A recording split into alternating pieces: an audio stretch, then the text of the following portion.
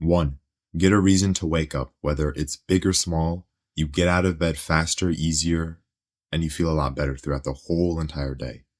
Just make sure not to snooze. 2. Don't go on your phone first thing in the morning. 3. Spend time to think. This gives yourself time to breathe and figure out what you can do. 4. Write things that you want to do. Plan your day out. 5. Set priorities and do the bare minimum to maintain the smaller things. 6.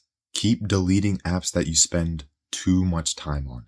Make it hard and annoying to use. 7.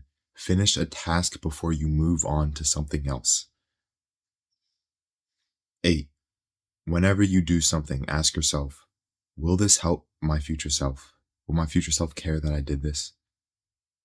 9.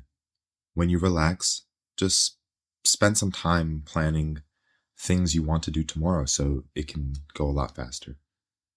A little bonus thing, if you like the vibe of this video, maybe check out another one of my videos. Hopefully another one of my videos can help you and you can get more value out of spending some time on YouTube.